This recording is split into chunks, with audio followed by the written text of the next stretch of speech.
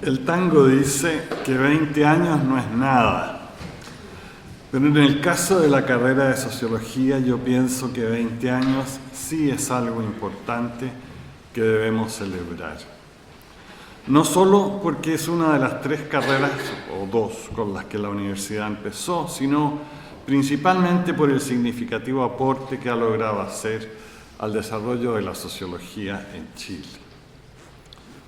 Donde el tango no se equivoca es en eso de que las nieves del tiempo platearon mi sien, además de dejarme pelado. Pero las cosas pasan y el proyecto sigue adelante. Tuve la suerte de estar en su comienzo y más aún de contribuir a concebirlo, desarrollarlo y dirigirlo en sus primeros años. Para eso me sirvió no solo el hecho de haber yo mismo estudiado sociología en la UPC, sino que también mi experiencia de más de 20 años como académico en la Universidad de Birmingham, en el Departamento de Sociología primero y de Estudios Culturales después.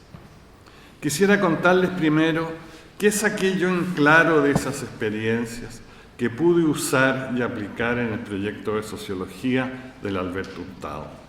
En otras palabras, mi historia personal está necesariamente involucrada en el proyecto fundacional de sociología de esta universidad.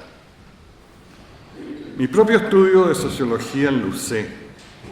Cuando yo empecé en los años 60, dominaba la escena el estructural funcionalismo de origen norteamericano, con ese énfasis en la transición de la sociedad tradicional a la sociedad moderna, que derivaba directamente de concepciones weberianas.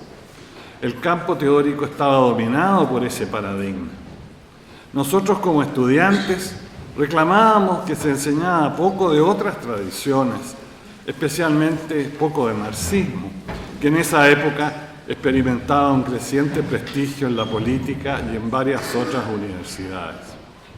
Al mismo tiempo, el énfasis norteamericano en la investigación empírica de carácter cuantitativo también se manifestaba fuertemente en los cursos de matemáticas, estadísticas y metodologías cuantitativas que compartían el campo con la teoría estructural funcionalista.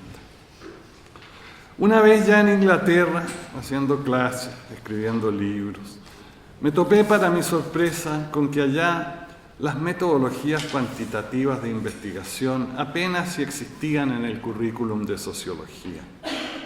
Ciertamente no se enseñaba ni estadística ni matemática. El énfasis estaba en la teoría. Pero era una teoría más balanceada que tomaba en cuenta las diversas vertientes de la tradición europea. Weber era una, pero estaba también Durkheim y Marx, fuera de las nuevas corrientes más contemporáneas. La idea marxista de las clases sociales, los antagonismos sociales y el capitalismo tenían especial relevancia en la mayoría de los trabajos académicos. Pero las circunstancias académicas en la Universidad de Birmingham me llevaron a la formación de un nuevo departamento de estudios culturales junto a los antiguos miembros del Centro de Estudios Contemporáneos de la Cultura, centro que quizás ustedes sepan, creó y dirigió el famoso Stuart Hall. De ese nuevo departamento de estudios culturales fui elegido como el primer director por 5 años. En ese nuevo ambiente recibí influencias importantes que venían desde la nueva disciplina de los estudios culturales, que si bien en muchos sentidos derivaba y se relacionaba con la sociología, se planteaba como autónoma y le criticaba a la sociología su excesiva dependencia del paradigma de clases sociales, como si fuera el único antagonismo de importancia en la sociedad y del cual podría derivarse casi todo el resto de los problemas sociales. Allí me encontré con un fuerte énfasis en la importancia y autonomía de las desigualdades de género, diferencias raciales, de sexualidad y de etnia que los estudios culturales exploraban, investigaban y analizaban preferentemente en un intento por aportar una mirada menos reduccionista a los problemas de la sociedad. Una vez vuelto a Chile y ya trabajando en ILADES, me tocó trabajar en la creación de la universidad y en particular en armar la carrera de sociología. que recuerdo bien Pancho me encargó. En esto traté de emplear todo el bagaje que traía desde mis propios estudios e investigaciones y desde mi experiencia como académico en la Universidad de Birmingham. El proyecto fundacional, según reflexiono hoy día, tenía varios aspectos. En primer lugar, yo deseaba partir inscribiendo la carrera dentro de la tradición clásica de la sociología en su vertiente europea. La sociología, antes de que desarrollara metodologías cuantitativas y cualitativas de análisis empírico, nació como un conjunto de teorías que a principios del siglo XIX intentaban responder a los grandes cambios que crearon el mundo moderno y a los problemas sociales que se produjeron en consecuencia. Las primeras teorías sociológicas estuvieron desde un comienzo envueltas en tratar de entender los procesos y cambios masivos que hicieron colapsar el régimen antiguo medieval y que produjeron el fenómeno de la modernidad. De allí que partieron desde una perspectiva histórica. Dos grandes revoluciones, una en la esfera política y otra en la esfera económica, son el punto de partida de estos procesos de cambio que la sociología trataba de entender. La Revolución Francesa de 1789, que estableció los ideales democráticos del orden político en el mundo moderno y que suprimió la dominación política de la nobleza. Y la Revolución Industrial Inglesa de fines del siglo XVIII, que reemplazó el modo de producción feudal por el modo de producción capitalista, destruyendo el poder económico de la nobleza terrateniente e impulsando el poder económico industrial de la burguesía. En gran medida, las tres corrientes de pensamiento clásico más importantes dentro de la sociología, aquellas representadas por el pensamiento de Marx, Durkheim y Weber, constituyeron esfuerzos importantes de comprensión del fenómeno de la modernidad. Cada una de ellas destacó un ángulo distinto. Para Marx, lo que estaba en la base de la modernidad era el surgimiento del capitalismo y de la burguesía revolucionaria que llevaron a una expansión sin precedentes de las fuerzas productivas y a la creación del mercado mundial. Durkheim atacó el problema desde otro ángulo, siguiendo las ideas de Saint-Simon sobre el sistema industrial. Aunque el punto de partida es igual que en Marx, la sociedad feudal, Durkheim destaca mucho menos el surgimiento de la burguesía como una nueva clase revolucionaria y casi no se refiere al capitalismo como el nuevo modo de producción implementado por ella. El impulso fundamental de la modernidad es más bien el industrialismo acompañado de las nuevas fuerzas científicas. Estos dos elementos no solo lograron destruir el orden feudal, sino que además, bajo su influencia, comenzaron lentamente a surgir en el seno de la sociedad antigua un nuevo orden social. Este nuevo orden tiene la ventaja sobre el anterior de ser pacífico y no militar, de proveer la industria que ofrece a las naciones medios para ser ricas y poderosas y reemplazar las enseñanzas de los sacerdotes por la superioridad demostrada de las proposiciones científicas. Como a la larga ninguna sociedad puede ser estable si contiene elementos contradictorios e incoherentes, Durkheim pensaba que las sociedades modernas solo conseguirían un equilibrio completo cuando se organizaran puramente sobre una base industrial. En la obra clásica de Weber, por último, la modernidad aparece en estrecha asociación con los procesos de racionalización y desencantamiento del mundo.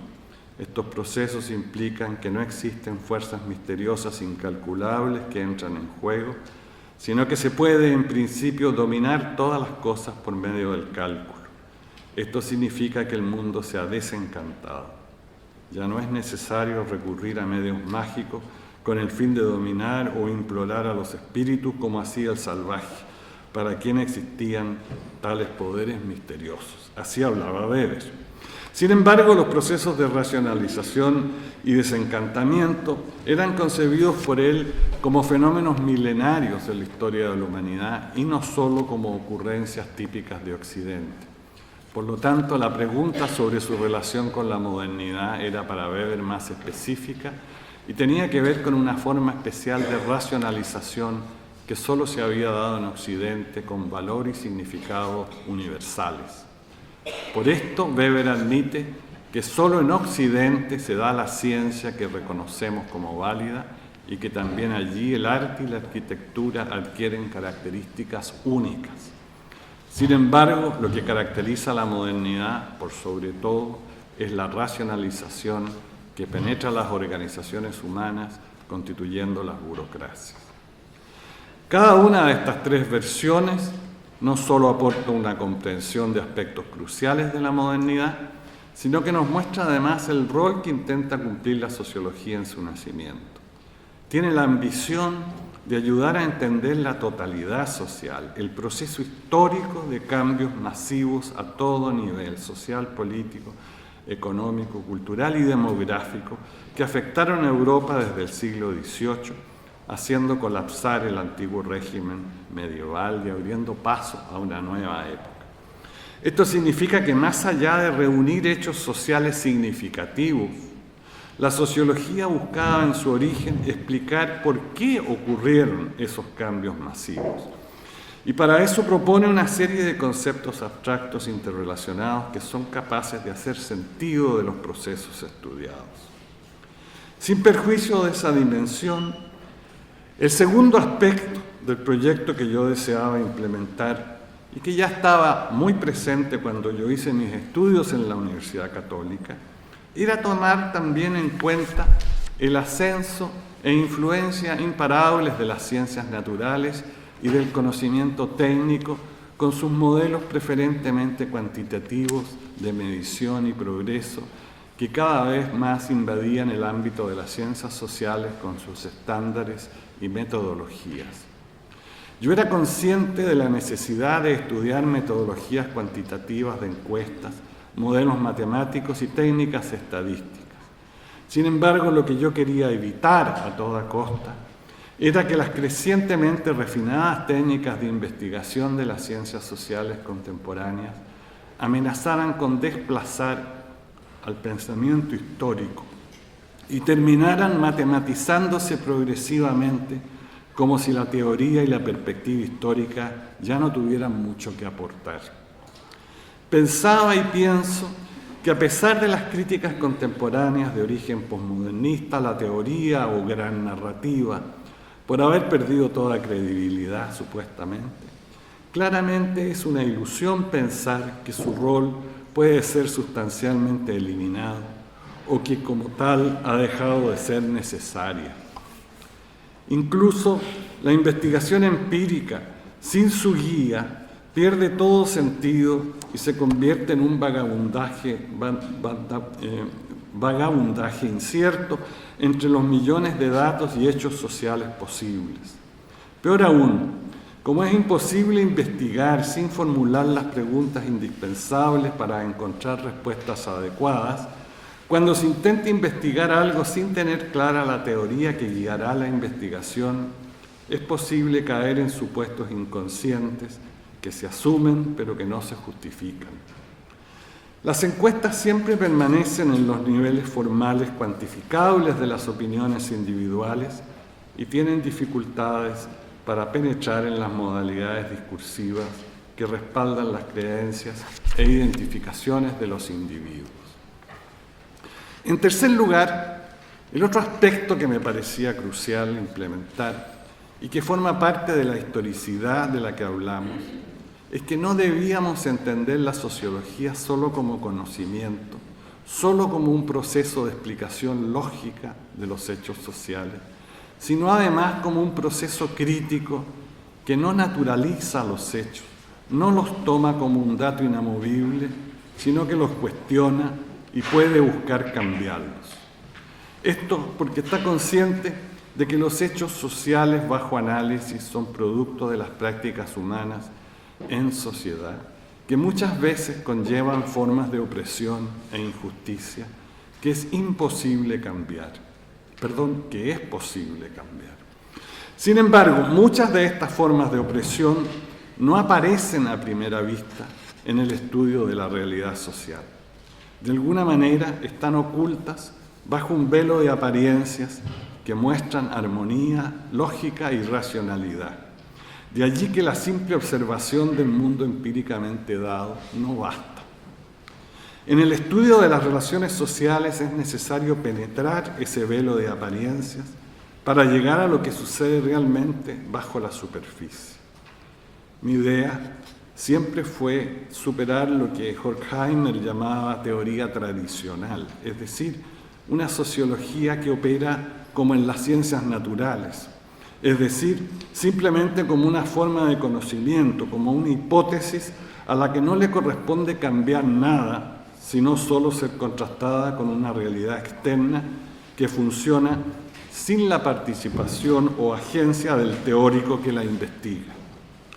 Lo que significa que yo buscaba sociólogos no neutrales, porque inevitablemente teníamos que posicionarnos como individuos de una manera particular dentro del universo social que queremos estudiar, sea legitimándolo si nos parece adecuado, justo o favorable a los propios intereses, sea cuestionándolo o tratando de cambiarlo si lo experimentamos como injusto, lleno de dificultades y contradicciones. En suma, quería una sociología crítica. Finalmente, la última dimensión vital que me había entregado los estudios culturales en Inglaterra y que yo quería implementar acá, era abrirse decididamente a la variedad inmensa de antagonismos sociales y a la idea de que tanto ellos como los sujetos que ellos determinan son constituidos ideológico-discursivamente. Había que dejar de privilegiar a una clase revolucionaria o a una contradicción esencial para poder entender la construcción de una variedad contingente de antagonismos, sujetos políticos e identidades. La característica principal del discurso ideológico era entonces su capacidad de construir las contradicciones, sujetos e identidades y, por lo tanto, el campo de los posibles antagonismos en una sociedad es enorme. El antagonismo de clase es muy importante y por eso en sus comienzos fue considerado tradicionalmente el campo de acción por excelencia de la sociología. Pero hay muchos otros que pueden existir sin necesidad de estar relacionados con el conflicto de clases. Por ejemplo, los antagonismos de género, étnicos y raciales, de sexualidad, ecológicos. De allí que haya incorporado desde muy tempranamente en el proyecto de currículum la sociología de género, que 20 años atrás apenas si se enseñaba en ninguna escuela de sociología y posteriormente se hayan ido incorporando otras en diversos cursos, así lo espero, que se enfocan en la sexualidad, la etnicidad, pueblos originarios, migraciones, etc. Estos son los 4 pilares del proyecto fundacional de la sociología en la Universidad Albert Hurtado que yo pensé. Creo que los resultados que vemos y celebramos hoy, 20 años después, no han sido nada de malos. Y lo digo así nomás. Gracias.